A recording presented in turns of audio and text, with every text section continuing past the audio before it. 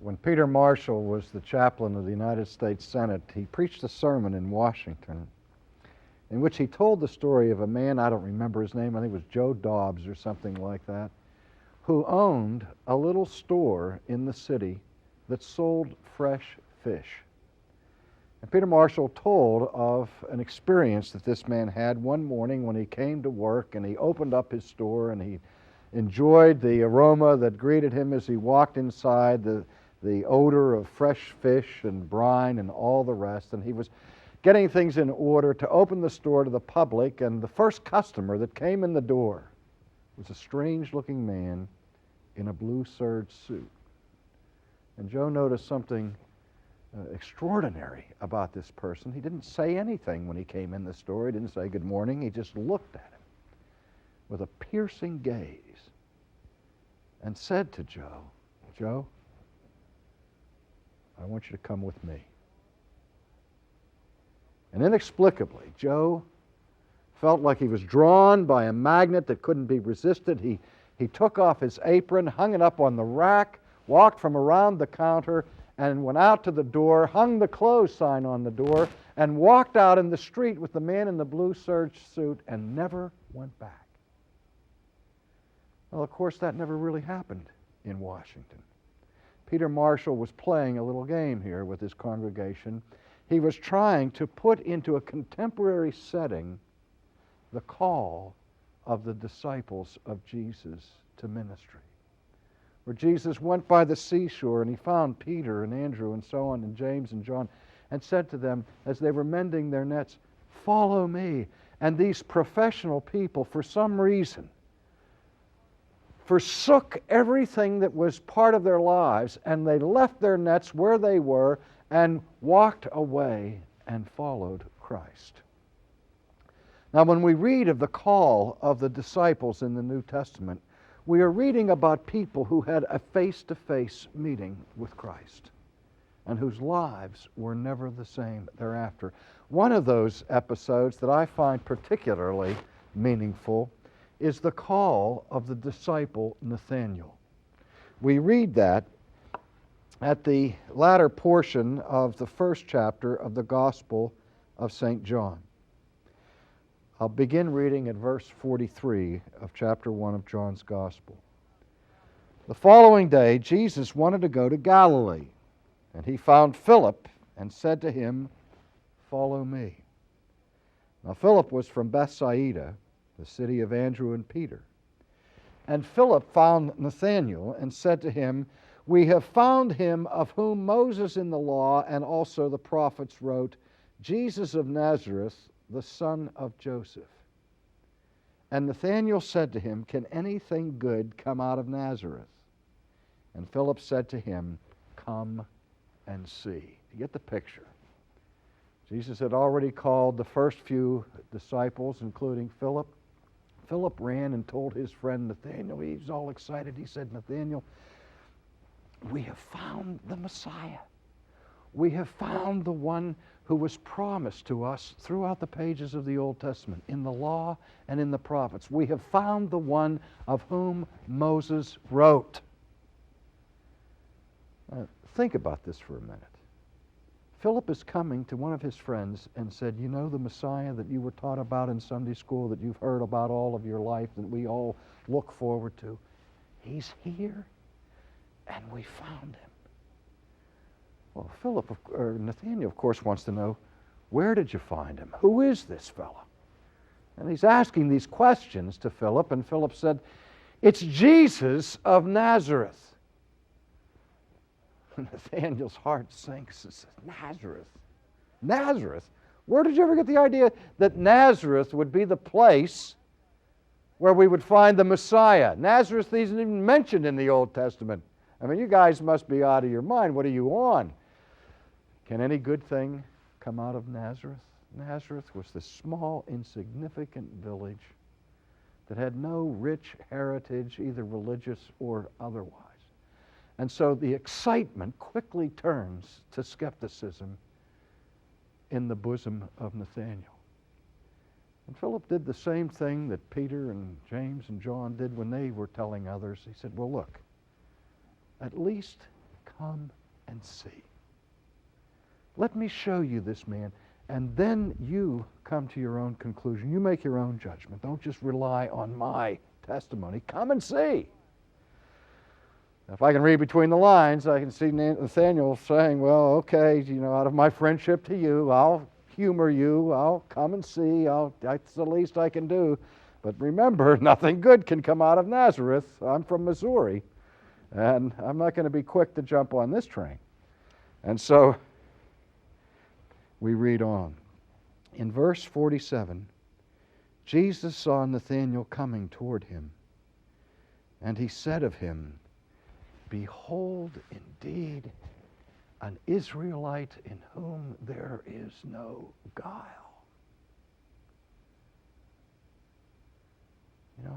The Bible says very little about Nathanael.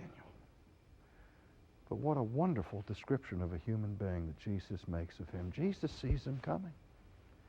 And he says, look, here comes an Israelite in whom there is no spirit of deception. It's as if Diogenes, who had roamed the city streets of Athens with his lamp looking for an honest man, had finally found the honest man that had eluded him so long. Jesus said, here's an honest man, an Israelite in whom there is no guile. And Nathanael hears this, and he is guileless. He's like an infant.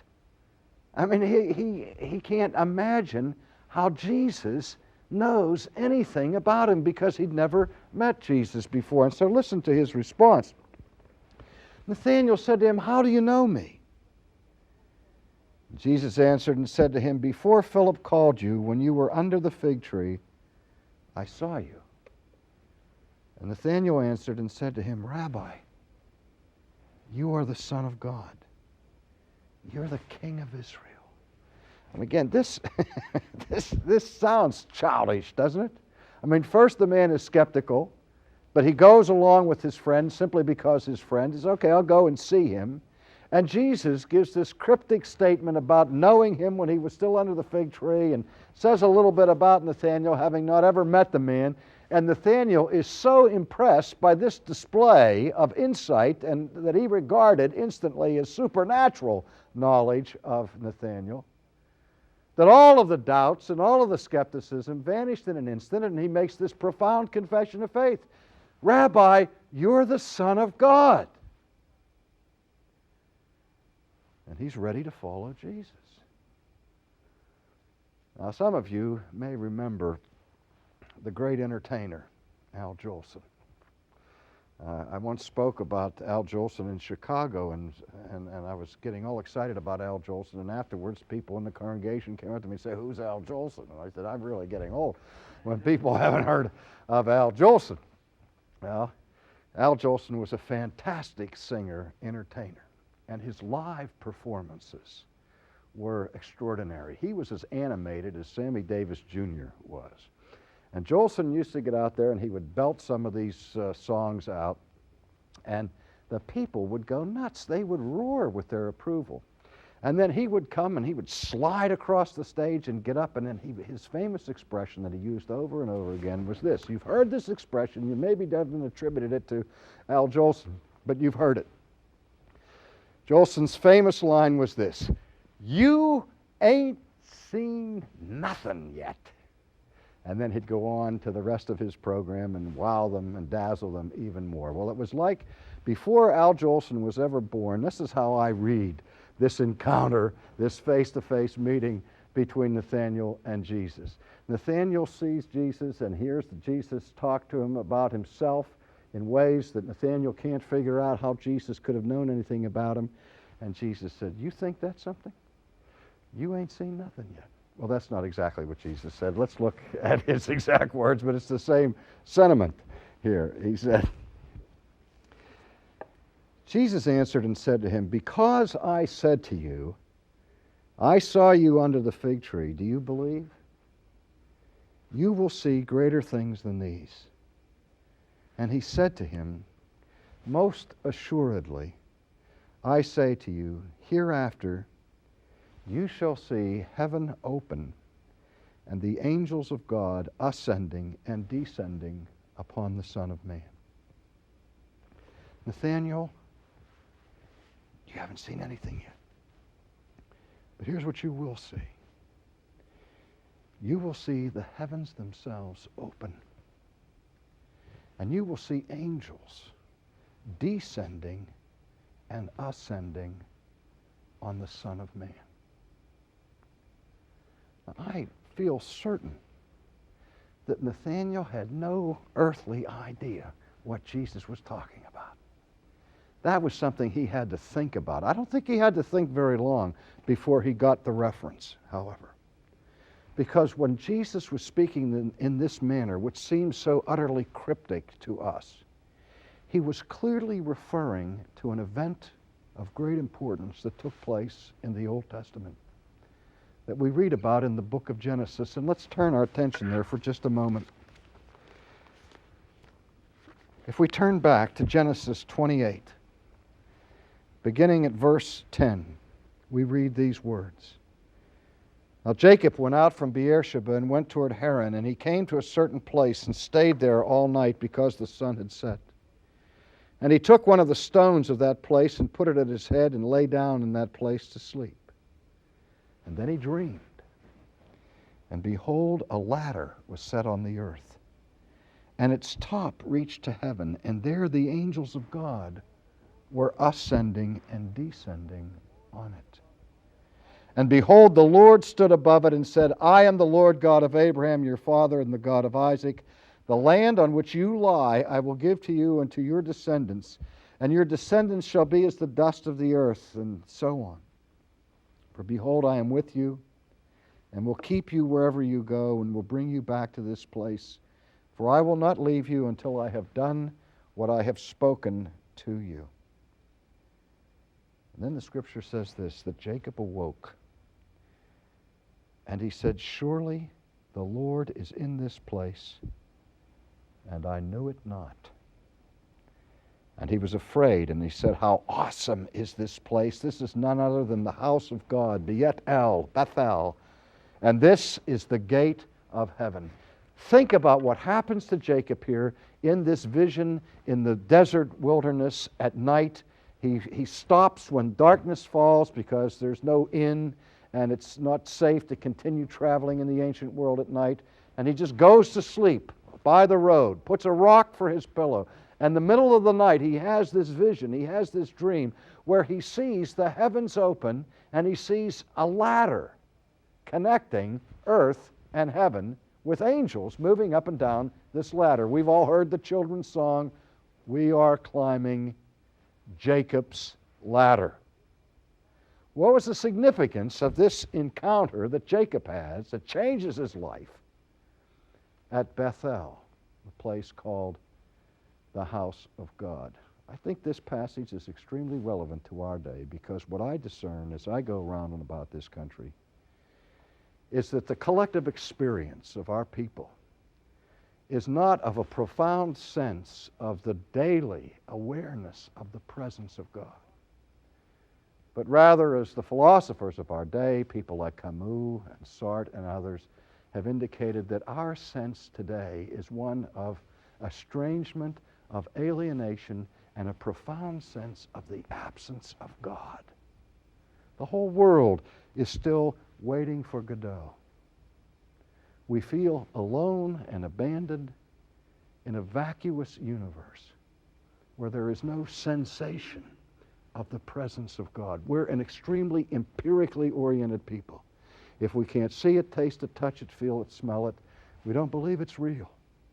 We've lost any connection with another dimension, with a supranatural realm. Well, we're not all that unlike Jacob. Jacob, whose father was Isaac and whose grandfather was Abraham, who had told them stories of their own encounters with God. But at this point in his life, Jacob is certainly not indicating or manifesting any sense of the presence of God. And he has this vision. Now, here's what he says when he wakes up. Surely God was in this place. and I knew it not. God was here, and I missed it. Now, what was the significance of the imagery that he saw in his dream? He saw a ladder. And what's the purpose of a ladder? Usually we use it as a tool to climb, to scale into a certain height.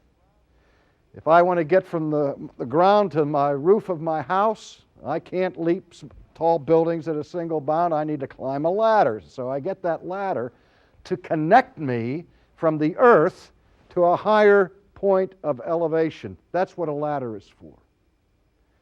And in the Jewish imagery here, the ladder is the connecting link between the supernatural realm and the natural realm, between earth and heaven. And that's what Jacob was sensing, that there was no access. Remember Sartre's moving play, no exit. If he would write of this experience, he would write no access. That's what we sense, that there is no access to heaven if there is a heaven. There's no access to God if there is a God. We remember again Paul's teaching in Romans in the 5th chapter, after he spells out the work of Christ to bringing about our justification and talks about the fruit or the results of our justification. He says, therefore we have peace with God and what? Access into His presence.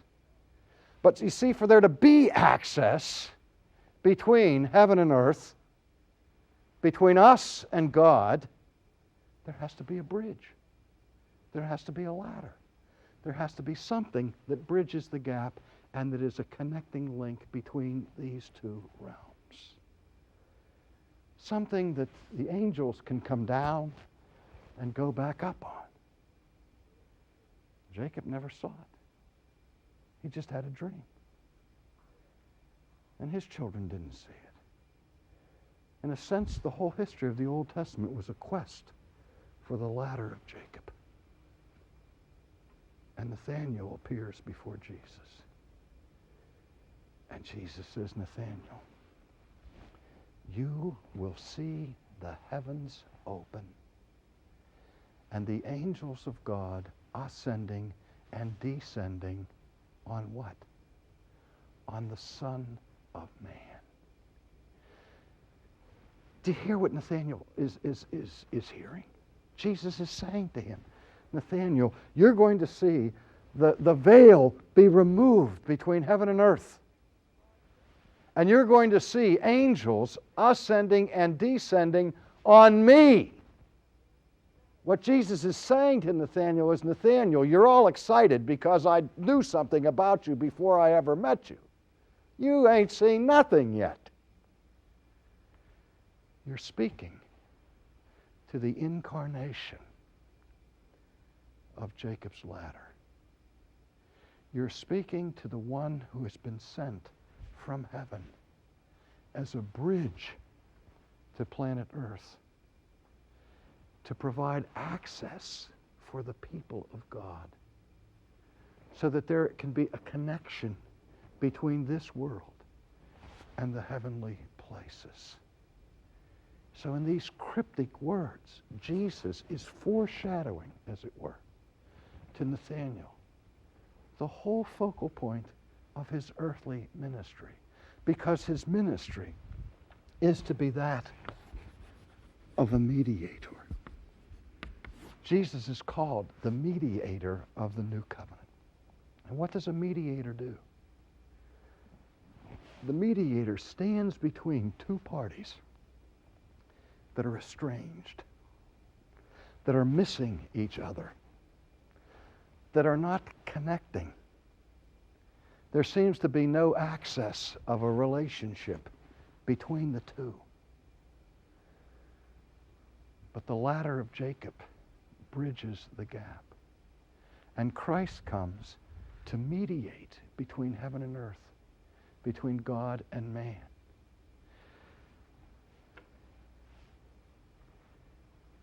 The response of Nathanael was somewhat different from that of Jacob. when God came in the midst of the night to Jacob, Jacob was terrified, and Jacob was astonished.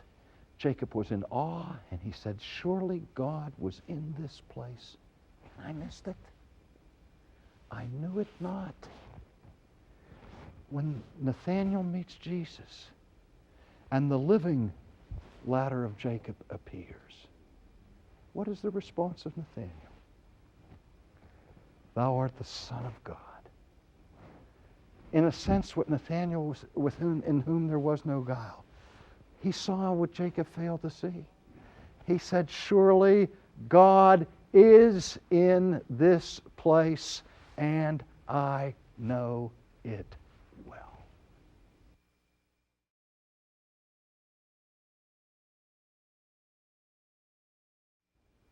Have you ever sensed what I was talking about in terms of our culture today? A profound sense of the absence of God. We're told that we're living in the post-Christian era, in the age of secularization of the world. And to be secularized means to be desacralized. That is, we have ridden ourselves of the sacred. We've lost touch with the holy. And we live as if there were no God. I mean, we may say that we believe in the supernatural realm, that we believe in a creator, and that we believe in a God, but in practice we are atheists. That is, we live as if there were no God, because we don't know how to connect. We don't know how to bridge that gap between this world and the heavenly places. That's why Christ is so important, because he puts feet and arms and a face to the invisible nature of God. In the incarnation, this seemingly unbridgeable chasm is now bridged, and we have access through him to go beyond this world and behind the veil, and to experience the presence of God.